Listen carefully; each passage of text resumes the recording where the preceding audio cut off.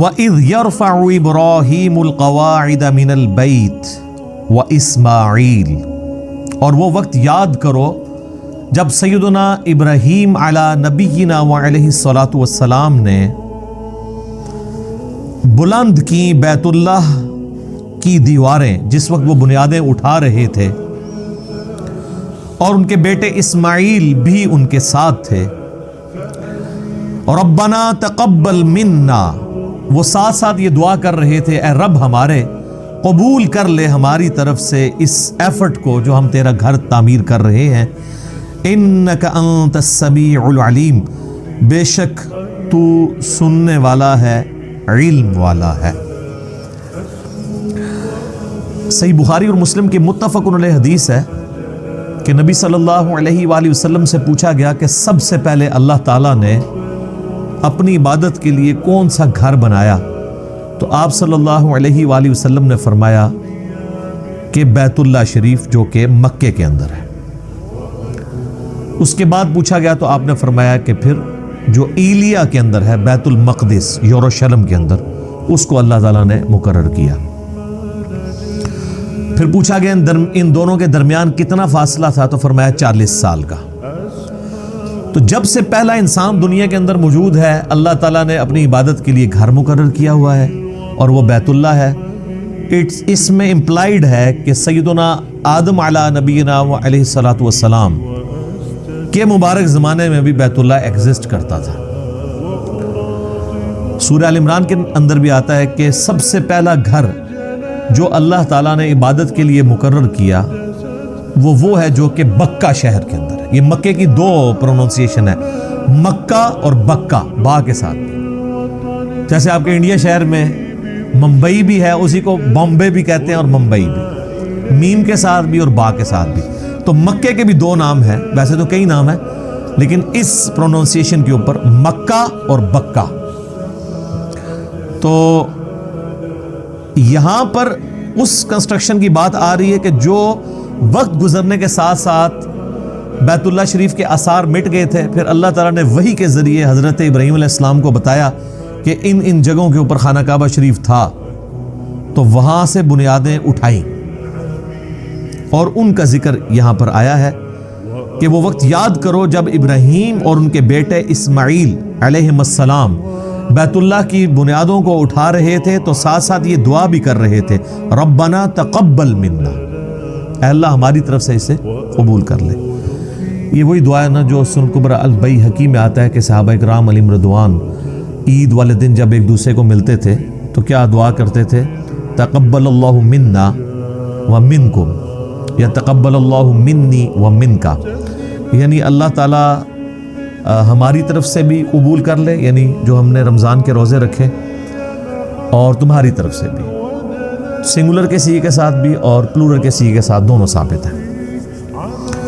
تو یہ انبیاء کرام کا ایک طریقہ ہے، سنت ہے کہ جب بھی آپ نے کوئی بھی کام کرنا ہے تو اپنے رب کو بیچ میں شامل کرنا ہے، اس سے دعا کے ساتھ رجوع لے کے آنا ہے کہ اے اللہ ہماری اس کاوش کو اپنی بارگاہ میں قبول و منظور فرما، کیونکہ جب تک انسان اللہ تعالیٰ کے لیے مخلص نہیں ہوگا اس وقت تک اس کی عبادت قابل قبول نہیں ہوگی. بے شک تو سننے والا ہے، علم والا ہے، یعنی اللہ تعالیٰ ساری مخلوقات کو سنتا ہے. نہ صرف سنتا ہے بلکہ ہر چیز اس کے علم میں ہے کہ کون شخص اللہ تعالیٰ کے لیے اخلاص شو کر رہا ہے اور کون شخص جو ہے وہ دکھلاوے کے لیے سب کچھ کر رہا ہے. اب ساتھ دوسری دعا سنیں، ربنا وجعلنا مسلمین لک، اے اللہ، اے رب ہمارے، ہمیں بنا لے اپنا تابع فرمان. یہ ویسے اردو زبان کے اندر نا لفظ بولا جاتا ہے فرما بردار، یہ اردو لنگوسٹک کے اندر یہ لفظ غلط ہے. فرمان بردار کا مطلب ہوتا ہے فرمان اٹھا کر چلنے والا. ٹھیک ہے، جس طرح ریڑا بردار، جس نے ریڑی کا بوجھ اٹھایا ہوا ہے. تو فرمان بردار کو یا فرما بردار جو ہم لفظ بولتے ہیں، یہ بھی غلط العام لفظ ہے. اس کا مطلب فرمان اٹھا کے چلنے والا. لفظ ہے اصل میں تابع فرمان، فرمان کی اتباع کرنے والا. خالی چکے نہ ٹرتا رہے جو ویسے چکے ٹر رہے ہیں. تو یہاں پہ بھی ترجمہ اکثر لوگ ویسے ادھر بھی جو میرے پاس قرآن پاک پڑھا ہوا ہے پیر کرم شاہ صاحب کا، انہوں نے بھی وہ لفظ غلط استعمال کیا ہے، فرما برداری لفظ استعمال کیا ہے. یہ لفظ ہے تابع فرمان. اے رب ہمارے بنا لے ہمیں اپنا تابع فرمان، وَمِن ذُرِّيَّتِنَا اور ہماری اولاد کو بھی، اُمَّةً مُسْلِمَةً لَكَ ہماری اولاد کے اندر ایسی جماعت پیدا کر دے جو تیرے ساتھ تابع فرمان ہو، مسلم ہو. دیکھیں مسلم کا لفظ کنٹینیوسلی 2 دفعہ ہے، اور یہ لفظ حضرت ابراہیم علیہ السلام کی ایک خوبی ہے جو قرآن حکیم میں جگہ جگہ آئی ہے.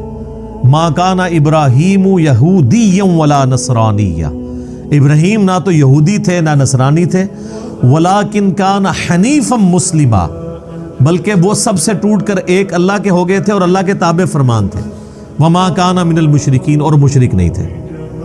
مسلم کا مطلب ہوتا ہے ٹو سبمٹ یور ول، اپنی مرضی کسی اور کے سپرد کرنا. مراد یہ کہ میں تو اپنے آپ سے دستبردار ہوتا ہوں، جو تیری مرضی، اسے کہتے ہیں مسلم. بل ملت ابراہیم حنیفا وما کان من المشرکین، پیروی کرو ابراہیم علیہ السلام کی ملت کی جو مشرک نہیں تھے. هو سماکم المسلمین من قبل وفی ھذا ملت ابیکم ابراہیم، یہ سورہ حج کی آیت نمبر 78 ہے. پیروی کرو ابراہیم علیہ السلام کی ملت کی. هو سماکم المسلمین، جنہوں نے تمہارا نام مسلم رکھا تھا، من قبل وفی ھذا، اس قرآن کے نزول سے پہلے بھی اور اس قرآن کے اندر بھی اللہ نے تمہارا نام کیا رکھا ہے؟ مسلم، سر تسلیم خم کرنے والا. اور یہ واحد مقام ہے سورہ حج کا جہاں پہ مسلم ایز اے ورڈ استعمال ہوا ہے، ایز اے اسم. باقی جگہ مسلم اپنے آپ سمجھ لیں لغت کے معنوں میں تابع فرمان کے طور پہ آیا. اس لیے جب ہم کہتے ہیں نا اپنے آپ کو مسلم کہیں، وہ کہتے ہیں نہیں، مسلم کا مطلب یہ نہیں ہے کہ آپ نے اپنے آپ کو مسلم کہنا ہے، مطلب یہ ہے کہ اللہ کا تابع فرمان ہونا ہے. یا ایھا الذین آمنوا اتقوا اللہ حق تقاتہ ولا تموتن الا وانتم مسلمون. اے ایمان والو اللہ کا تقوی اختیار کرو جیسا کہ حق ہے، اور دیکھنا تمہیں موت نہ آئے مگر تم مسلم مرنا، یعنی اللہ کے تابع فرمان مرنا، اللہ تعالیٰ کی اطاعت میں تمہیں موت آئے. تو وہ کہتے ہیں یہاں مسلم کا مراد یہ نہیں ہے. بیسیکلی وہ یہ جسٹیفائی کرنا چاہ رہے ہوتے ہیں کہ آپ اپنے آپ کو سنی، شیعہ، بریلوی، دیوبندی، اہل حدیث یہ ان چیزوں میں بانٹ سکتے ہیں. تو وہ کہتے ہیں بریلوی بھی مسلم ہے لیکن یہ والا مسلم نہیں. وہ کہتے ہیں مسلم ہے تابع فرمان، تو ہم اللہ کو مانتے ہیں، اس کے رسول کو مانتے ہیں، ان کی مانتے ہیں. دیوبندی بھی یہی کہیں گے، اہل حدیث بھی. تو یہ جو سورۃ الحج کی آیت نمبر 78 ہے نا، ہوا سماکم المسلمین من قبل وفی ھذا، اس نے تمہارا نام مسلم رکھا ہے اس قرآن کے نزول سے پہلے، اور اللہ نے اس کتاب میں تمہارا نام مسلم رکھ دیا. یعنی ہم ابراہیمی ہیں، ابراہیم نے ہمارا نام بھی، ہوا سماکم تمہارا اسم. وہ جب ہم بھی کوئی اس طرح کی اور آیت پیش کریں نا، ربما یود الذین کفروا لو کانوا مسلمین، کافر قیامت والے دن یہ خواہش کریں گے کاش ہم دنیا میں مسلم ہوتے. وہ کہتے ہیں اس سے مراد مسلمان ہونا نہیں ہے. آپ اندازہ کریں کہ مسلمان کو مسلمان کہلاتے ہوئے شرم آتی ہے. وہ کہتے ہیں اس سے مراد ہے کہ تابع فرمان ہوتے ہیں، ہم اللہ کی مان لیتے.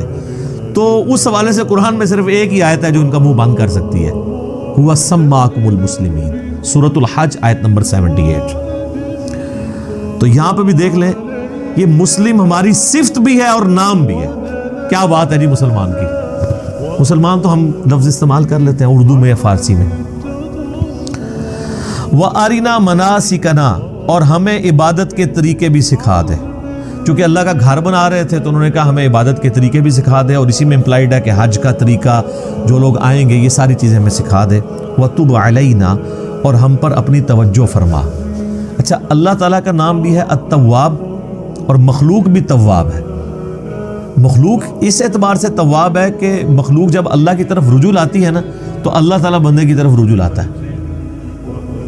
یعنی انسان کوئی نافرمان ہے، باغی ہے، اسے شرمندگی ہوئی کہ میں اب اللہ کے ساتھ اخلاص کے ساتھ چلوں گا، پرانے گناہوں سے میں توبہ کرتا ہوں، تو اس سے کہتے ہیں توبہ کا لفظ بھی استعمال ہوتا ہے، رجوع لانے والا. تو اس کے اگینسٹ اللہ بھی رجوع لاتا ہے.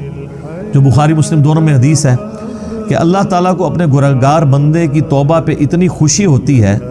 اس کو مثال سے آپ علیہ السلام نے بیان کیا کہ اگر کوئی شخص کسی ریگستان میں ہو اور اس کا سارا سامان اس کے اونٹ کے اوپر لدا ہوا ہو، اور وہ تھوڑی دیر کے لیے سستائے کسی جگہ پر، اور اس کی آنکھ کھلے تو وہ سارا اونٹ ساز و سامان سمیت وہاں سے غائب ہو، اور اب کئی مہینے کی مسافت کے اوپر ریگستان ہی ہے، وہ سواری تھی جو چل سکتی ہے، یہ اونٹ ہی ہے جو ریگستان میں 1 مہینے تک بغیر پانی پیے چل سکتا ہے، وہ پانی سٹور کر لیتا ہے، تو اب وہ ایک جگہ لیٹ کے اپنی موت کا انتظار کرنا شروع کر دے کہ اب تو میں بچ ہی نہیں سکتا، کیونکہ چلوں گا بھی تو ریگستان پار تو نہیں کر سکتا۔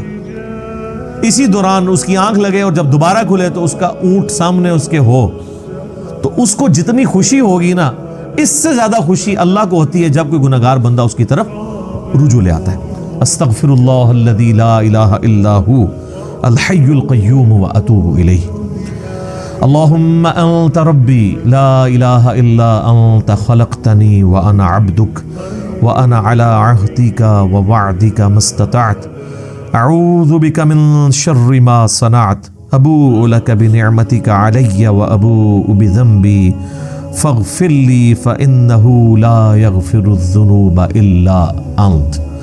یہ سید الاستغفار ہے جو صحیح بخاری کے اندر آیا ہے۔ لا الہ الا انت سبحانک انی کنت من الظالمین۔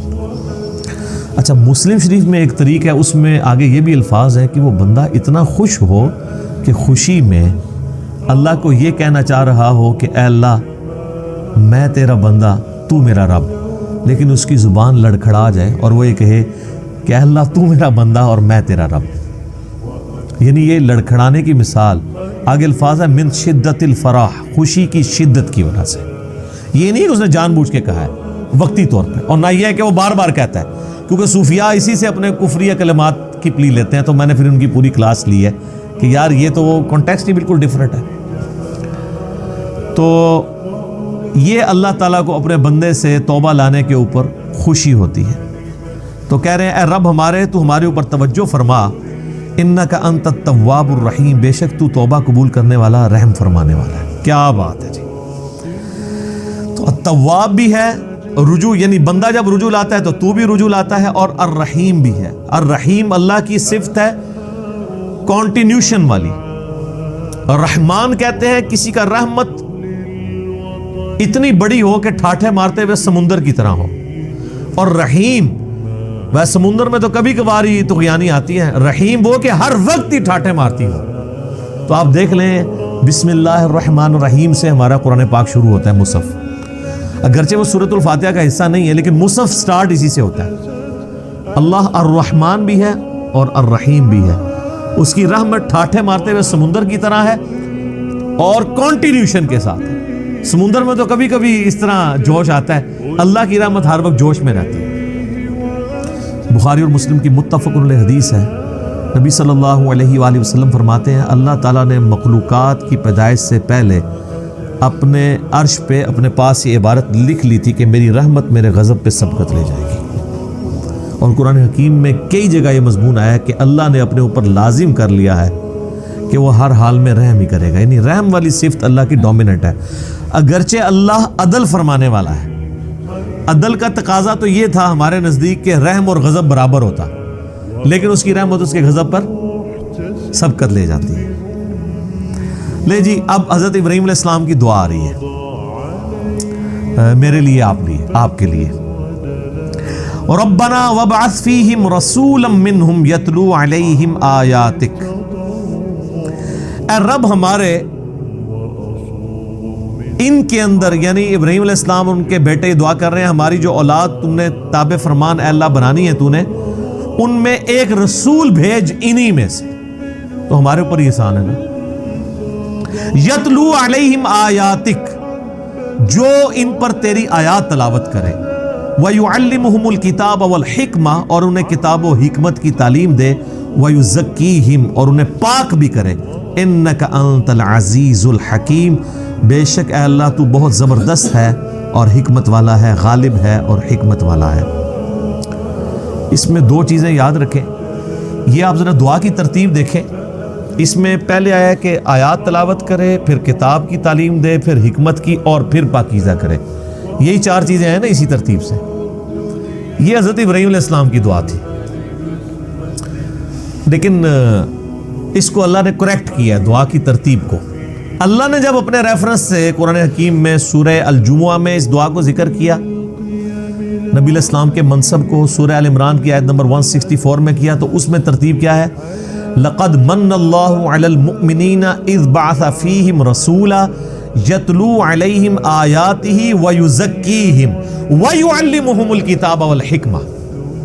ابراہیم علیہ السلام نے کہا تھا اے اللہ تلاوت کرے تیری آیات اور کتاب و حکمت سکھائے اور پاکیزہ کرے، جبکہ اللہ تعالیٰ نے کیا کہا؟ یتلو علیہم آیاتہ ویزکیہم، تلاوت کر کے ان کا تزکیہ کرے، ان کے نفس کو پاک کرے، ویعلمہم الکتاب والحکمہ، پھر انہیں کتاب و حکمت کی تعلیم دے۔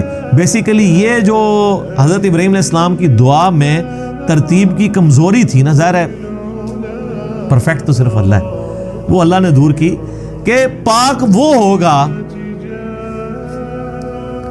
جس کے اوپر آیات تلاوت کی جائیں، اور جب تک وہ پاک نہیں ہوتا نا اسے کتاب و حکمت سمجھ نہیں آ سکتی۔ تو اس میں تلاوت کرے تیری آیات اور ان کو سکھائے کتاب و حکمت اور پاک کرے، جبکہ اللہ نے کیا کہا؟ یتلو علیہم آیاتہ ویزکیہم ویعلمہم الکتاب والحکمہ وَإِن كَانُوا مِن قَبْلُ لَفِي ضَلَالٍ مُبِينٍ، اور اس سے پہلے یہ لوگ کھلی گمراہی میں تھے۔ اسی کانٹیکسٹ میں ایک جامعہ ترمذی میں حدیث ہے، نبی صلی اللہ علیہ وآلہ وسلم سے پوچھا گیا کہ آپ پہ نبوت کب واجب ہوئی؟ تو آپ نے فرمایا میں اللہ کے ہاں اس وقت بھی نبی لکھا ہوا تھا جب آدم مٹی اور پانی کے درمیان تھے، یعنی اللہ تعالیٰ کے ڈیوائن علم میں نبی صلی اللہ علیہ وآلہ وسلم اس وقت بھی نبی تھے جبکہ آدم علیہ السلام بھی پیدا بھی نہیں ہوئے تھے، اللہ کے علم میں۔ اس کو سپورٹیو ایک حدیث ہے جو مسند امام احمد میں صحیح سند کے ساتھ ہے، اور سنن کبریٰ البیہقی کے اندر موجود ہے، دلائل النبوہ امام بیہقی کی کتاب کے اندر، المستدرک للحاکم کے اندر، صحیح ابن حبان کے اندر، کہ نبی علیہ السلام نے فرمایا میں اللہ کے ہاں اس وقت بھی خاتم النبیین لکھا ہوا تھا۔ اور یہ دونوں حدیثیں کنزیکٹیو مشکات میں نبی علیہ السلام کے فضائل کے چیپٹر میں بھی آپ کو مل جائیں گی۔ میں اللہ کے ہاں اس وقت بھی خاتم النبیین لکھا ہوا تھا جب آدم علیہ السلام مٹی اور پانی کے درمیان تھے، میں دعائے ابراہیم ہوں۔ یہ دعائے ابراہیم آ گئی۔ دعائے ابراہیم کیا ہے؟ سورۃ البقرہ آیت نمبر 129، ربنا وابعث فیہم رسولا، اے اللہ رسول بھیج دے۔ نبی علیہ السلام کی پیدائش کی، دنیا میں آنے کی دعا ابراہیم علیہ السلام نے کی ہے اور ان کے بیٹے اسماعیل نے۔ تو حضور نے کہا میں دعائے ابراہیم ہوں، اس کے آگے الفاظ ہیں میں دعائے ابراہیم ہوں، میں عیسیٰ کی بشارت ہوں، میں اپنی ماں کا وہ خواب ہوں جو انہوں نے پیدائش کے وقت دیکھا کہ ان کے لیے ایسا نور ظاہر ہوا جس سے شام کے محلات بھی روشن ہو گئے۔ نبی علیہ السلام کی والدہ نے حضور کی پیدائش کے وقت ایک نور دیکھا تھا، اور ان کو اللہ نے وہاں مکے میں بیٹھے ہوئے شام کے محلات، جو رومن امپائر سب سے بڑی اس وقت کی سپر پاور تھی، اس کا جو گڑھ آپ سمجھ لیں آج کے اعتبار سے وائٹ ہاؤس دکھا دیا، امریکہ ہے نا۔ تو آپ علیہ السلام کی والدہ کو بتا دیا گیا تھا کہ آپ کا جو آپ سے بیٹا پیدا ہو رہا ہے نا، یہ کوئی عام انسان نہیں ہوگا، شام کے محلات بھی جو ہے وہ مغلوب ہو جائیں گے، وہاں پہ بھی اللہ کا پیغام پہنچے گا۔ پھر لوگوں نے دیکھا ہے شام مسلمانوں کے پاس آیا ہے، حضرت عمر کے دور میں فتح ہوا ہے ٹل 1917 تک۔ یہ تو اب 100 سال گزرے ہیں نا، ہم سے چھن گیا، ورنہ مسلسل 1300 سال تک، بیچ میں ایک دو دفعہ رومنز آئے ہیں، وہ صلاح الدین ایوبی نے فتح کر لیا تھا دوبارہ، وہ شام مسلمانوں کے پاس ہی رہے۔ ابھی بھی یہودی زبردستی یہ بات ہے، لیکن ان کا سٹیٹس بھی ہے کہ وہ بھی ڈر ڈر کے وہاں زندگی گزار رہے ہیں، فی الوقت نام کا ہی قبضہ ہے ان کا۔ یہ بھی انشاءاللہ آپ کو پتہ ہے 2023 کے اندر، یہ 2020 چل رہا ہے نا، 3 سال کے بعد ٹرکی سے پابندیاں اٹھنے والی ہیں۔ جو آپ کو پتہ ہے سلطنت عثمانیہ ٹوٹی تھی نا، پہلی جنگ عظیم میں جرمنی کا ساتھ دے دیا تھا ٹرکش نے، باقی سارے دوسری طرف تھے، چاہے وہ امریکہ ہو، برٹن ہو، فرانس ہو۔ تو پہلی جنگ عظیم میں جرمنی کو شکست ہوئی، اس کی وجہ سے ٹرکی بھی ٹکڑے ٹکڑے ہو گیا، ورنہ تو سب سے بڑی ریاست دنیا کی یہی تھی۔ پورا میڈیٹرینین سی کے اراؤنڈ جتنا کچھ ہے، یورپ اور ایشیا، یہ سب کچھ ان کے پاس تھا۔ عراق ان کے پاس تھا، حرمین ان کے پاس تھا، فلسطین سے لے کے مصر، الجزائر، یہ سارا آدھا سمجھ لیں افریقہ بر اعظم، یہ سب سلطنت عثمانیہ تھی۔ اتنی بڑی کوئی امپائر نہیں تھی، یہ ابھی ٹوٹی 1917 کے اندر جب یہ معاملہ ہوا۔ تو اس وقت بالفور ڈیکلیریشن ہوئی جس میں یہ اجازت مل گئی ان کو کہ یہ آ کے یہودی یہاں پہ اپنی آباد کاری کر سکتے ہیں. اس وقت پھر کرتے کرتے 2025 کے اندر آپ کو پتا سعودی حکومت آ گئی تھی 1925 میں 1925 میں.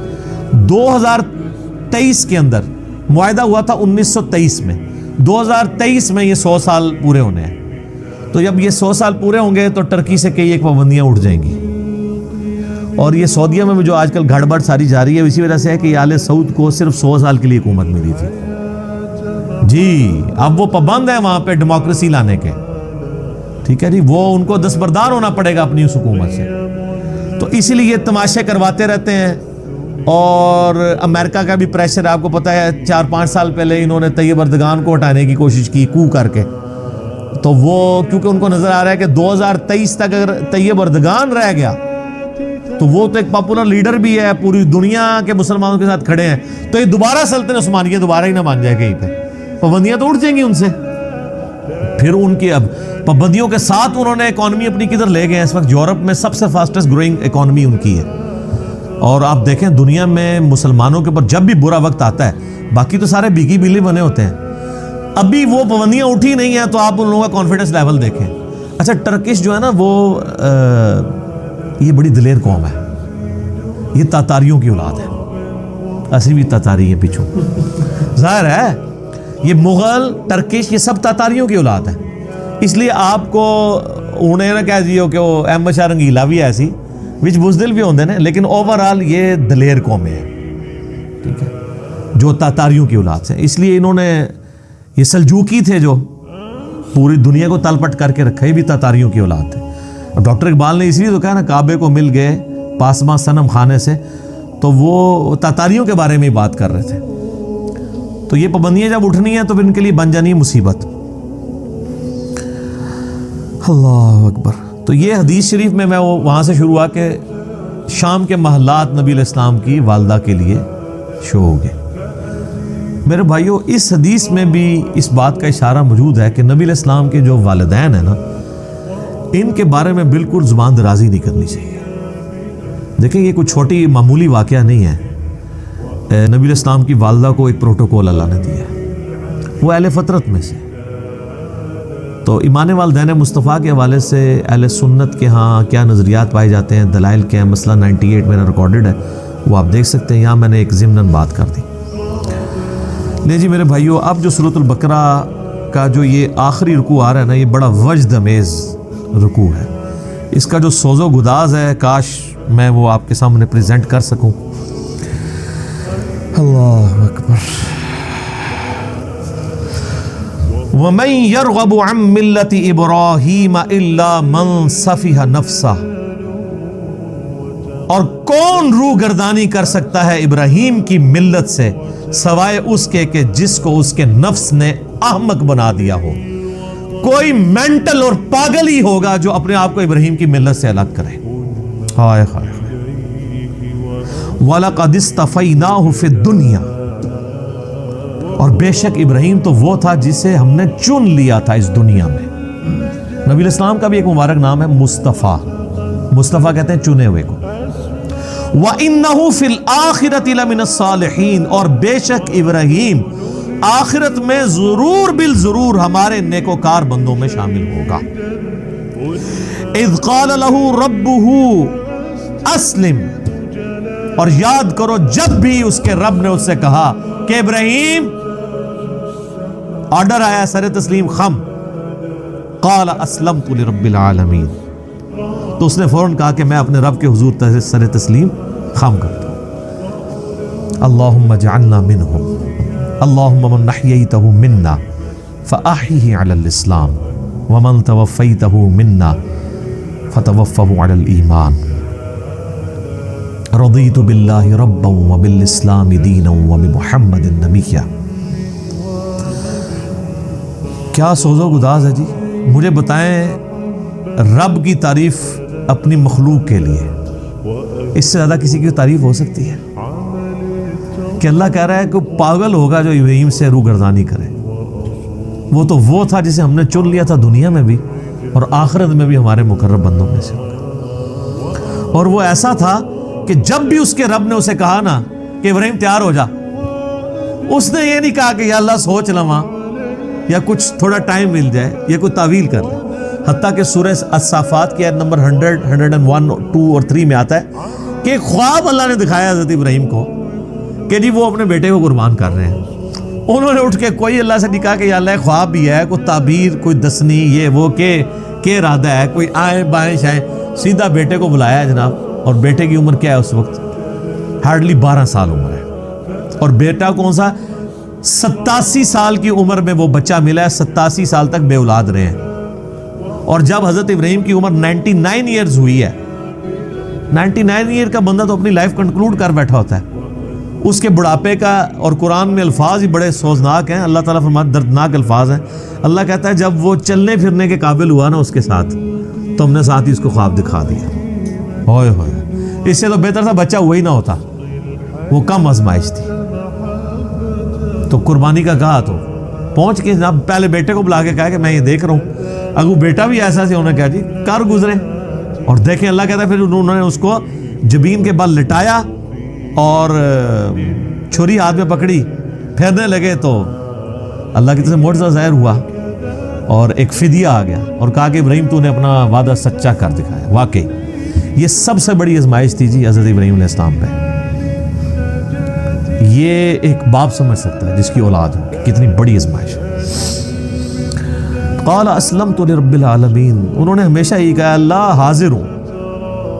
اب اللہ تعالیٰ اس پیغمبر جس کے ایمان کا یہ لیول تھا نا، اس کی کوالٹیز بتا رہا ہے کہ وہ کیسا پیغمبر تھا، اس نے کس کمٹمنٹ کے ساتھ لائف گزاری ہے، اور اس کے بعد وہ جب موت کی طرف جانے لگا ہے تو اس نے اپنی اولاد کو کیا نصیحت کی ہے. کوئی پراپرٹی تقسیم کرنے کی، کوئی بینک بیلنس کی، کوئی یہ نصیحتیں نہیں ہیں. نصیحت کیا ہے؟ وَوَصَّى بِهَا إِبْرَاهِيمُ بَنِيهِ وَيَعْقُوبُ، اور وصیت کی ابراہیم نے اپنے بیٹوں کو اور یعقوب نے بھی اپنے بیٹوں کو. ابراہیم علیہ السلام کے 2 بیٹے تھے، اسماعیل اور اسحاق. اسحاق علیہ السلام کے آگے سے بیٹے تھے یعقوب، اور ان کے آگے 12 بیٹے تھے جن میں حضرت یوسف علیہ السلام بھی شامل ہیں. تو اللہ تعالیٰ ہمارا یہ دونوں پیغمبروں نے اپنے بچوں کو نصیحت کی، اور کیا کہا؟ یہ موت کے وقت نصیحت ہو رہی ہے، وہ آگے ذکر بھی آ جائے گا کہ یہ نزع کے عالم میں وہ کہہ رہے ہیں یا بنیہ، اے میرے بچوں، ان اللہ اصطفیٰ لکم الدین، بے شک اللہ تعالیٰ نے چن لیا ہے تمہیں دین کے لیے. فلا تموتن الا وانتم مسلمون، دیکھنا تمہیں موت نہ آئے مگر اس حال میں کہ تم مسلم مرنا. اب آپ لاکھ کہتے رہے کہ یا اللہ میں تو بریلوی مرنا ہے. میں بھی خیر 2002 میں جب عمرے پہ گیا تو میں نے غلاف کعبہ پکڑ کے دعا کی تھی یا اللہ مجھے بریلوی ماری. حالانکہ یہ دعا کرنی چاہیے تھی. تو دعائیں قبول نہ ہو تو پریشان نہ ہوا کریں، اس میں خیر ہی ہوتی ہے. حالانکہ ایک بریلوی ہے، دیوبندی ہے، اہل حدیث ہے، شیعہ ہے، سب کو یہ دعا کرنی چاہیے کہ اللہ مجھے موت نہ دینا مگر اس حال کے اندر کہ میں مسلم مروں. ہائے ہائے ہائے ہائے. میرے بھائیو یہ مسلم جو لفظ ہے نا جی، یہ اللہ کو بڑا پسند ہے. ہوا سماکم المسلمین، اس نے تمہارا نام مسلم رکھا ہے. اللہ اکبر. ام کنتم شہداء اذ حضر یعقوب الموت، کیا تم اس وقت موجود تھے جب یعقوب علیہ السلام پر موت آ پہنچی؟ یہ یہودیوں کو بیسیکلی ٹونٹ کیا جا رہا ہے، کیونکہ یہودی کہتے تھے نا یہودی ہو جاؤ تو کامیاب ہو جائیں گے. تو اللہ تعالیٰ فرما رہا ہے کہ تم حضرت یعقوب کا بیٹا تھا نا یہودا، جس کی وجہ سے یہودی نسبت ہے، تو تم حضرت یعقوب کے ماننے والے ہو. حضرت یعقوب کا یہ لقب ہے اسرائیل، ان کا نام ہے اسرائیل. اسرائیل کا مطلب ہے اللہ کا بندہ. تو اسرائیل نام سے ہمیں کوئی چڑ نہیں ہے، اسرائیل ملک بھی ہے نا. تو اب قرآن کی سورت بھی ہے، سورہ بنی اسرائیل آئے جو سورت نمبر 17 ہے، اس کا نام سورۃ الاسراء بھی ہے. تو اللہ تعالیٰ ہمارا یہودیوں، کیا تم اس وقت وہاں موجود تھے جب یعقوب علیہ السلام کی موت کا وقت قریب تھا؟ ان کے 12 بیٹے وہاں بیٹھے تھے، وہ اپنے بیٹوں کو نصیحت کر رہے تھے. اچھا یہاں پہ بھی موت کا لفظ آیا ہے، وصال شریف نہیں آیا. جب آ پہنچی موت ان پر. اذ قال لبنیہ، جب انہوں نے اپنے بیٹوں سے پوچھا، ما تعبدون من بعدی، بتاؤ میرے مرنے کے بعد تم کس کی عبادت کرو گے؟ ہائے ہائے ہائے. قالوا نعبد الہک و الہ آبائک ابراہیم و اسماعیل و اسحاق الہا واحدا. تو انہوں نے کہا کہ ہم عبادت کریں گے آپ کے رب کی جو آپ نے تعارف کروایا ہے، اور آپ کے باپ ابراہیم اور اسماعیل اور اسحاق کے رب کی، الہ واحدہ جو کہ اکیلا یکتا الہ معبود ہے. یہاں پہ دیکھیں، حالانکہ حضرت یعقوب کے جو بیٹے ہیں اسماعیل تو ان کے اس اعتبار سے چچا لگتے ہیں، کیونکہ ان کے جو ڈائریکٹ دادا ہیں وہ تو حضرت اسحاق ہیں، اسماعیل تو نہیں ہے، کیونکہ اسحاق کی اولاد سے ہے نا. لیکن یہاں پہ انہوں نے حضرت اسماعیل کو بھی باپ کہا ہے، تو یہاں سے یہ بات پتہ چلی کہ چچا کے لیے بھی باپ کا لفظ بولا جا سکتا ہے. ٹھیک ہے، اسی کو میں نے دلیل بنایا تھا صحیح مسلم کی جو حدیث ہے کہ تیرا باپ اور میرا باپ آگ میں ہے، اس میں یہ الفاظ نہیں تھے کہ تیرا والد اور میرا والد آگ میں ہے، وہ نبی علیہ السلام نے اپنے چچے کی طرف نسبت کی تھی. وَنَحْنُ لَهُ مُسْلِمُونَ، اور ہم اسی کے تابع فرمان ہیں. پھر مسلم کا لفظ آ گیا جی، کیا بات ہے. اچھا، بعض لوگوں نے اس سے بابے ثابت کیے، وہ کہتے ہیں دیکھیں حضرت یعقوب کے بیٹے بھی کہہ رہے ہیں ابا جی اسی تو اڈے دین دے پیچھے ہیں، تقلید ثابت کی ہے اس سے. وہ ظالموں، ان کا باپ جو ہے وہ امام نہیں ہے، وہ پیغمبر ہے. تو ہم بھی تو یہ کہتے ہیں کہ تم بھی اپنے باپوں کو چھوڑ کے محمد رسول اللہ کی اتباع کرو. اس سے تقلید ثابت کی ہوئی ہے. تقلید کی یہ دلیل میں یہ آیت لے کے آتے ہیں کہ آپ ہمیں جناب بڑا تانا دیتے ہو کہ ہم اپنے آباء و اجداد کے دین کے اوپر ہیں. وہ ہم کیا کہتے ہیں، قرآن تو جگہ جگہ یہی کہتا ہے کہ جب کبھی بھی انبیاء نے دعوت پیش کی تو انہوں نے کہا کہ بل وجدنا علیہ آباءنا، ہم تو اس کی پیروی کریں گے جو ہمارے آباء و اجداد پہ نازل ہوا. تو اللہ فرماتا ہے تمہارے آباء و اجداد اگر گمراہ تھے تو گمراہوں کی پیروی کرو گے. تو یہاں پہ کہتے ہیں یہاں سے تقلید ثابت ہوئی. انہوں نے سیدھا سیدھا کہا کہ ہم اپنے باپ اور اپنے دادے اور اپنے چچا ان کے دین کے اوپر ہیں. تو سر یہ ان کا جو باپ ہے وہ بھی پیغمبر ہے، ان کا جو باپ ہے وہ بھی پیغمبر ہے، ان کا جو باپ ہے وہ بھی پیغمبر ہے، تو چچا بھی پیغمبر ہے. صحیح بخاری میں حدیث ہے، نبی علیہ السلام نے کہا، کیا بات ہے، کریم ابن کریم ابن کریم ابن کریم، یوسف بن یعقوب بن اسحاق بن ابراہیم. یعنی چاروں پوری نسل جو ہے، ویسے تو آگے بھی چلتی ہے، یوسف کا باپ یعقوب، ان کا باپ اسحاق اور ان کا باپ ابراہیم علیہم السلام اجمعین. تلک امت قد خلت، یہ ایک بڑی عظیم امت تھی جو گزر چکی. ہائے ہائے، تم لوگ ان کے نام کے اوپر ہی کھا رہے ہو. لہا ما کسبت ولکم ما کسبتم، دیکھو جو کمائے انہوں نے نیک اعمال وہ اپنے لیے کمائے، تمہارے لیے وہ اعمال ہوں گے جو تم کرو گے، یعنی ان کے اعمال تمہیں کوئی فائدہ نہیں پہنچائیں گے.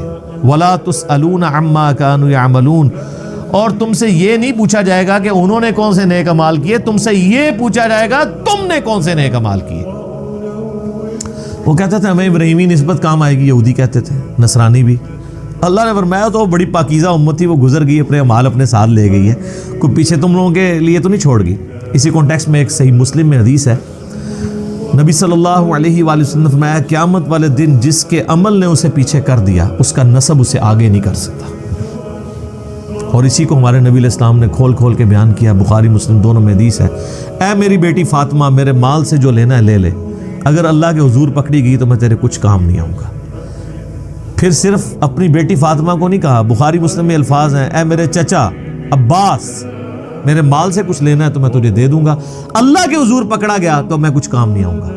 اے میری پھپھی صفیہ تو نے میرے مال سے کچھ لینا ہے تو مجھ سے لے لے، اللہ کے حضور پکڑی گئی تو میں تیرے کچھ کام نہیں آؤں گا. تو یہاں پہ نیک اعمال مراد ہے، ادھر برے اعمال مراد نہیں. یہ بعض لوگ کہتے ہیں نا مشاجرات صحابہ ڈسکس نہیں کرنے چاہیے، جو فوت ہو چکے وہ اپنے اعمال لے گئے. تو اس میں یہ آیت پیش کرتے ہیں، یہ آیت دو دفعہ آئے گی. ایک یہ آئی ہے آیت نمبر 134 سورۃ البقرہ کی، اور 141 بھی یہی ریپیٹ ہوگی پارہ نمبر 1 کی آخری آیت.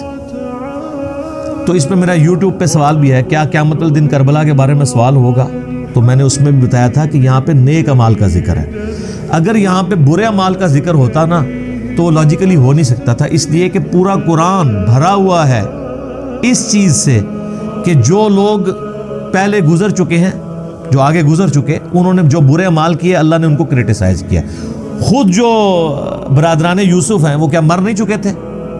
برادران یوسف تو وہ صحابی ہیں کہ اس طرح کے تو ہمارے نبی علیہ السلام کے صحابہ بھی نہیں ہیں، کیونکہ برادران یوسف جو ہیں وہ دو طرف سے صحابی ہیں، ان کے بھائی بھی پیغمبر ہیں اور باپ بھی پیغمبر ہیں، اور تیسری نسبت دادا بھی پیغمبر، اور چوتھی نسبت پردادا بھی پیغمبر، ایڈے تگڑے صحابہ ہیں اور مسلمان بھی ہیں، کافر نہیں ہیں۔ اللہ نے ان کی غلطیاں بیان کی ہیں۔ تو قرآن مرے ہوئوں کی غلطیاں بیان کرتا ہے، غلطی بیان کرنا اور چیز ہے۔ یہاں پہ بیان ہو رہا ہے کہ ان کے اچھے اعمال وہ ان کے ساتھ ہیں، تمہیں ان کے اچھے اعمال کا فائدہ نہیں ہونا، ان کے اچھے اعمال کا فائدہ انہیں۔ اگر یہاں برے اعمال کا ذکر ہوتا تو عربی کا قاعدہ یہ ہے کہ یہاں پہ آتا تلک امۃ قد خلت علیہا ما کسبت، انہی پر وبال ہوگا ان کے برے اعمال کا۔ یہاں پہ الفاظ ہے لہا ما کسبت وَلَكُمْ مَا كَسَبْتُمْ، یہاں پہ لفظ ہوتا ہے وَعَلَيْكُمْ مَا كَسَبْتُمْ، اور تمہارے کا وبال تم پر ہوگا۔ تو یہ عربی لنگوسٹک کے اعتبار سے بھی سپورٹیو نہیں ہے چیز۔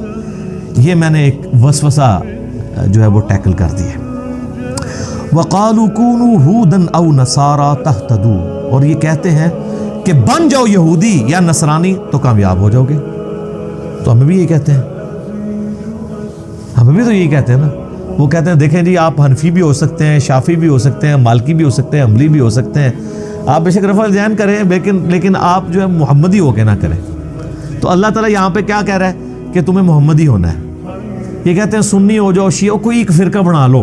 اللہ کہہ رہا ہے کہ یہ بھی، یہ پرانے بھی یہ کہتے تھے قل بل ملت ابراہیم حنیفا وما کان من المشرکین، اے نبی تم فرماؤ نہیں، ہم تو بلکہ ملت پہ ابراہیم کے جو مشرک نہیں تھے۔ ٹھیک ہے، ملت ابیکم ابراہیم، پیروی کرو اپنے باپ ابراہیم کی ملت کی، ہوا سماکم المسلمین، جس نے تمہارا اسم مسلم رکھ دیا ہے، من قبل وفی ھذا، اس قرآن کے نزول سے پہلے ابراہیم نے رکھا اور اس کتاب میں اللہ نے بھی رکھ دیا۔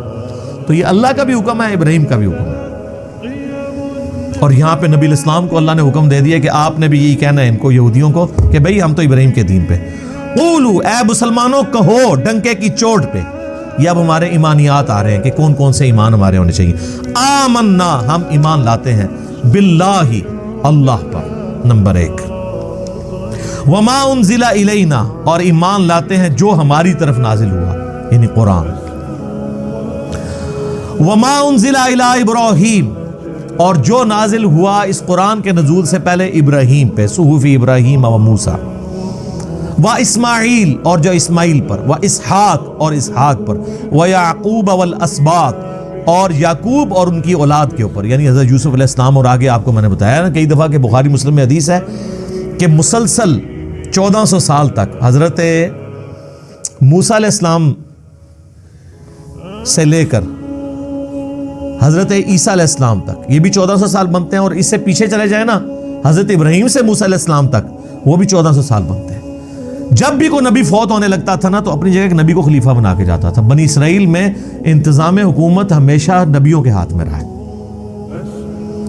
تو ہم ایمان لاتے ہیں۔ اچھا، اب ہم اگرچہ یہودیوں کے عقیدوں سے اگری نہیں کرتے، لیکن یہودی جن پیغمبروں کو مان رہے ہیں ان پہ ہم ایمان رکھتے ہیں۔ ہائے ہائے ہائے، وما اوتی موسیٰ، اور جو کچھ اللہ نے دیا تھا موسیٰ کو یعنی تورات، وعیسیٰ یعنی انجیل دی تھی عیسیٰ علیہ السلام کو، وما اوتی النبیون من ربہم، اور جو کچھ دوسرے پیغمبروں کو بھی دیا گیا تھا، سارے پیغمبر کور کر دیے، سب پہ ہم ایمان لاتے ہیں۔ لا نفرق بین احد منہم، ہم ایمان لانے میں کسی پیغمبر میں کوئی فرق نہیں کرتے۔ ونحن لہ مسلمون، اور ہم اسی کے تابع فرمانے۔ لے جی مسلم لفظ پھر آ گیا، جنہ چڑ او پہلے سپارے جی کتنی دفعہ مسلم لفظ آ چکا ہے، پورے سپارے چ بریلوی تو بندی والا حدیث نہیں آئے گا، شیعہ آ جائے گا لیکن وہ اور معنوں میں آتا ہے، لیکن مسلم ہی مسلم ہے جی، ہم سر تسلیم خم کرتے ہیں اسی کے لیے۔ لا نفرق بین احد منہم، ہم رسولوں میں ایمان لانے میں فرق نہیں کرتے۔ تو یہاں پر میرے بھائیوں دو عقیدوں کو سمجھ لیں، ایک ہے تفضیل بین الرسل، یعنی انبیاء میں فضیلت دینا ایک پیغمبر کو دوسرے پیغمبر کے اوپر، اور دوسرا عقیدہ ہے تفریق بین الرسل، رسولوں میں فرق کرنا۔ تو اسلام کہتا ہے کہ رسولوں میں ایمان لانے میں آپ نے فرق نہیں کرنا، یہ تو ہے حرام اور کفری عقیدہ۔ البتہ تفضیل بین الرسل جو ہے، ایک نبی کو دوسرے نبی کے اوپر فضیلت دینا بشرطے کہ دوسرے پیغمبر کی تنقیص نہ کی جائے، تو یہ قرآن کی ڈاکٹرن میں بالکل درست ہے۔ تلک الرسل فضلنا بعضهم علی بعض، یہ رسول ہیں، ہم نے بعض رسولوں کو بعض پہ فضیلت دی ہے۔ پارہ نمبر 3 اسی سے سٹارٹ ہوگا انشاءاللہ، میں وہاں پہ جا کے اسے تفصیل سے بیان کروں گا۔ یہاں پہ موٹی بات سمجھ لیں کہ ایمان لانے میں آپ فرق نہیں کر سکتے، البتہ فضیلت میں فرق ہے، اس فرق کو بیان کرنا بھی جائز ہے بشرطے کہ تنقیص نہ ہو۔ صحیح بخاری اور مسلم کی متفق علیہ حدیث ہے کہ ایک مسلمان اور یہودی کا جھگڑا ہوا۔ یہودی نے کہہ دیا کہ اللہ تعالیٰ نے حضرت موسیٰ علیہ السلام کو سارے جہان والوں پہ فضیلت دی۔ مسلمان نے کہا کہ اللہ تعالیٰ نے محمد صلی اللہ علیہ وآلہ وسلم کو سارے جہان والوں پہ فضیلت دی۔ اسی لڑائی کے دوران مسلمان نے تھپڑ مار دیا یہودی کے، وہ شکایت لے کے آیا نبی علیہ السلام کے پاس، تو آپ صلی اللہ علیہ وآلہ وسلم نے فرمایا کہ مجھے اس طرح پیغمبروں پہ فضیلت مت دو۔ اللہ کی قسم قیامت والے دن جب مخلوقات کو اٹھایا جائے گا تو میں دیکھوں گا کہ مجھ سے پہلے ہی حضرت موسیٰ علیہ السلام اللہ کے عرش کا پایا تھامے ہوئے کھڑے ہوں گے۔ مجھے نہیں پتا کہ ان پہ قیامت کی بے ہوشی طاری نہیں ہوئی، یا اس بے ہوشی کے سبب جو دنیا میں اللہ کی تجلی کی وجہ سے بے ہوش ہوئے، جو سورۃ الاعراف کی آیت نمبر 143 کے اندر آتی ہے، اللہ تعالیٰ سے قیامت کی بے ہوشی ان سے ختم کر دی ہے۔ تو ایک جزوی فضیلت موسیٰ علیہ السلام کی نبی علیہ السلام نے بیان کی، اور پھر وہیں پہ آپ نے الفاظ استعمال کیے، آپ نے فرمایا کہ مجھے یونس علیہ السلام پہ بھی فضیلت مت دو۔ حالانکہ یونس علیہ السلام وہ واحد پیغمبر ہیں جن پہ اللہ تعالیٰ نے ان کی لغزش کے سبب عطاب کیا، یہاں تک کہ سورہ الصافات میں آیا کہ اگر یونس علیہ السلام ہم سے دعا نہ کرتے تو وہ پھر اسی دن مچھلی کے پیٹ سے نکالے جاتے جس دن کے مردے قبروں سے نکالے جائیں گے۔ اور وہ دعا آئی ہے سورہ الانبیاء میں، لا الہ الا انت سبحانک انی کنت من الظالمین۔ تو اس سے یہ بات پتہ چلی کہ جزوی فضیلت تو ایک پیغمبر کی دوسرے پہ ہو سکتی ہے، البتہ یہ ٹھیک ہے کہ کلی فضیلت ہمارے محبوب صلی اللہ علیہ وآلہ وسلم کی ہے، اور اس کے بعد حضرت ابراہیم علیہ السلام، پھر نوح علیہ السلام، پھر موسیٰ علیہ السلام اور عیسیٰ علیہ السلام، یہ 5 اولو العزم پیغمبر ہیں جن کو اللہ تبارک و تعالیٰ نے باقی انبیاء سے بڑھ کر فضیلت دی ہے۔ تفریق بہرحال نہیں ہے، اور پچھلے دنوں میرا ایک کلپ بھی اپلوڈ ہوا ہے یوٹیوب پہ قرآن کلاس سے ہی، سورۃ البقرہ کی آیت نمبر 62 کے کانٹیکسٹ میں، کیا یہودی اور عیسائی بھی جنت میں جائیں گے؟ تو اس میں نے کئی اور چیزیں بھی بیان کی ہیں، سورہ نساء کے حوالے سے بھی آیت نمبر 148، 149 اور 50 کے کانٹیکسٹ میں، کہ جو لوگ اللہ رسولوں میں فرق کر دیں یا رسولوں میں آپس میں فرق کر دیں کہ ایک پہ ایمان لے کے آئیں دوسرے پہ نہ لائیں، تو اللہ تعالیٰ نے فرمایا وہ پکے کافر ہیں۔ پار نمبر 6 کے سٹارٹ ہی میں سورہ نساء کی آیت نمبر 150، 151، 152 تک یہ پوری کانٹیکسٹ چلتا ہے، تو آج میں اس کو سکپ کرتا ہوں ٹائم بچانے کے لیے۔ فَإِنْ آمَنُوا، پس اگر وہ بھی ایمان لے آئیں، یعنی یہود و نصارہ بھی ایمان لے آئیں، بِمِثْلِ مَا آمَنْتُمْ بِهِ، اس طریقے پر جس طریقے پہ اے مسلمانوں تم اور تمہارے پیغمبر لے کر آئے ہوئے ہیں ایمان، فَقَدِ اهْتَدَوْا، تو وہ پھر ہدایت پا جائیں گے۔ لیکن ظاہر ہے وہ کہاں سے لائیں؟ کرسچنز جو ہیں وہ حضرت عیسیٰ علیہ السلام کو مانتے تھے، نبی علیہ السلام کا انکار کرتے تھے۔ جیوز جو ہیں وہ حضرت موسیٰ علیہ السلام کو مانتے تھے، عیسیٰ علیہ السلام کا اور ہمارے محبوب صلی اللہ علیہ وسلم کا انکار کرتے تھے۔ تو اللہ تعالیٰ پھر ان کو ساتھ ہی فرما رہا ہے وَإِن تَوَلَّوْا، اگر یہ منہ پھیر لیں، فَإِنَّمَا هُمْ فِي شِقَاقٍ، تو یہ خوب جان لو کہ وہ شکی ہو چکے ہیں، مخالفت پہ تلے ہوئے ہیں۔ فَسَيَكْفِيكَهُمُ اللَّهُ، تو پھر ایسوں کے مقابلے پر اللہ تمہارے لیے کافی ہے۔ وَهُوَ السَّمِيعُ الْعَلِيمُ، اور وہ سننے والا ہے، علم والا ہے۔ تو جو ڈھیٹ لوگ ہیں ان کو ان کے حال پہ چھوڑ دینا ہے، اللہ پر توکل کرنا ہے۔ یہ جو آیت ہے فَسَيَكْفِيكَهُمُ اللَّهُ، یہ آیت اس اعتبار سے بھی بڑی اہم ہے کہ جو توپ کاپی میوزیم ہے ٹرکی کے اندر، جہاں پہ مصحف عثمانی رکھا ہوا ہے میوزیم کے اندر، وہ مصحف کا وہ پورشن اس میں آج بھی کھلا ہوا ہے کہ حضرت عثمان غنی رضی اللہ تعالیٰ عنہ جب تلاوت کر رہے تھے اور ان پہ قاتلانہ حملہ ہوا تو ان کے خون کا جو دھبا ہے وہ جس حصے کے اوپر پڑا وہ یہی آیت کا یہ والا حصہ تھا، فَسَيَكْفِيكَهُمُ اللَّهُ، تیرے لیے اللہ ہی کافی ہے۔ تو حضرت عثمان کے لیے اللہ ہی کافی ہے رضی اللہ تعالیٰ عنہم علیہ السلام۔ تو یہ ایک سمجھ لیں کرامت ہے حضرت عثمان کی، وہ آج تک موجود ہے۔ صبغۃ اللہ، اللہ کا رنگ، ومن احسن من اللہ صبغہ، اللہ سے بہتر کس کا رنگ ہو سکتا ہے، وَنَحْنُ لَهُ عَابِدُونَ، اور ہم اسی کی عبادت کرتے ہیں۔ قُلْ أَتُحَاجُّونَنَا فِي اللَّهِ، اے نبی ان سے فرماؤ اے یہود و نصارہ، کیا تم اللہ کے بارے میں ہم سے جھگڑا کرتے ہو حالانکہ اللہ کو تم بھی مانتے ہو، یہودی بھی اور نصرانی بھی۔ وَهُوَ رَبُّنَا وَرَبُّكُمْ، جبکہ وہ ہمارا بھی رب ہے اور تمہارا بھی رب ہے۔ اللہ تو سانجھ ہے۔ سورہ ال عمران میں بھی آگے چل کے آئے گا آیت نمبر 64 میں، قُلْ يَا أَهْلَ الْكِتَابِ تَعَالَوْا إِلَىٰ كَلِمَةٍ سَوَاءٍ بَيْنَنَا وَبَيْنَكُمْ أَلَّا نَعْبُدَ إِلَّا اللَّهَ، اہل کتاب آؤ اس ایک بات پہ تو ہم اکٹھے ہو جائیں جو تم میں اور ہم میں کامن ہے، کہ ہم مت پوجیں کسی کو سوائے اس کے۔ وَلَنَا أَعْمَالُنَا وَلَكُمْ أَعْمَالُكُمْ، ہمارے لیے ہمارے اعمال ہوں گے، تمہارے لیے تمہارے اعمال ہوں گے۔ وَنَحْنُ لَهُ مُخْلِصُونَ، اور ہم اسی کے لیے اپنے دین کو خالص کرتے ہیں۔ یہ تین ٹرمنالوجیز آئی ہیں، اللہ تعالیٰ نے اہل ایمان کی نشانی بتائی ہے۔ پہلی کیا آئی ہے؟ سورہ البقرہ کی آیت نمبر 136 میں، وَنَحْنُ لَهُ مُسْلِمُونَ، اے مسلمانوں تم یہ کہو کہ ہم اللہ کے سامنے مسلم ہوتے ہیں، سر تسلیم خم کرتے ہیں۔ پھر آئی 138 نمبر آیت میں، وَنَحْنُ لَهُ عَابِدُونَ، ہم اسی کے عبادت گزار ہوتے ہیں۔ اور پھر 139 میں آئی، وَنَحْنُ لَهُ مُخْلِصُونَ، اور ہم اپنے دین کو خالص کرتے ہیں اس کے لیے۔ ام تقولون ان ابراہیم و اسماعیل و اسحاق و یعقوب والاسباط کانوا ہودا او نصارا، کیا یہ لوگ کہتے ہیں کہ ابراہیم اور ان کے بیٹے اسماعیل و اسحاق اور ان کے آگے سے بیٹے یعقوب اور ان کی پوری اولاد یہودی یا نصرانی تھے؟ قل اانتم اعلم ام اللہ، اے نبی ان سے فرماؤ کیا تم زیادہ جانتے ہو اللہ سے بھی؟ اللہ نے تو ان کے موت کے وقت کا ذکر کر دیا ہے۔ یہ کنٹیکسٹ وہ چل رہا ہے کہ حضرت یعقوب نے اپنی موت کے وقت جب اپنے بچوں سے پوچھا تو انہوں نے کہا مسلم ہوں گے، تو اللہ نے مارا ان کی موت کے وقت میں وہاں پر تھا، جیسا کہ اس کی شان کے لائق ہے۔ تم اللہ کو یہ بتانا چاہ رہے ہو کہ وہ یہودی یا نصرانی ہونے کی وصیت کر کے گئے تھے اپنے ماننے والوں کو، وہ تو مسلم ہونے کی وصیت کر کے گئے تھے۔ کیا تم اللہ سے زیادہ جانتے ہو؟ وَمَنْ أَظْلَمُ مِمَّنْ كَتَمَ شَهَادَةً عِنْدَهُ مِنَ اللَّهِ، اس سے بڑھ کر ظالم کون ہے جو اللہ کی گواہی کو چھپا دیتا ہے جو اللہ کی طرف سے آئی ہے۔ یعنی یہود و نصارہ تمہاری کتابوں میں آخری پیغمبر کی نشانیاں موجود تھیں، تم نے جان بوجھ کے ان کے اوپر پردہ ڈالا، اپنی پبلک کو پتہ نہیں چلنے دیا، تو سب سے بڑے ظالم تو تم ہو۔ وَمَا اللَّهُ بِغَافِلٍ عَمَّا تَعْمَلُونَ، اور اللہ تعالیٰ غافل نہیں ہے جو کچھ تم کرتوت کر رہے ہو۔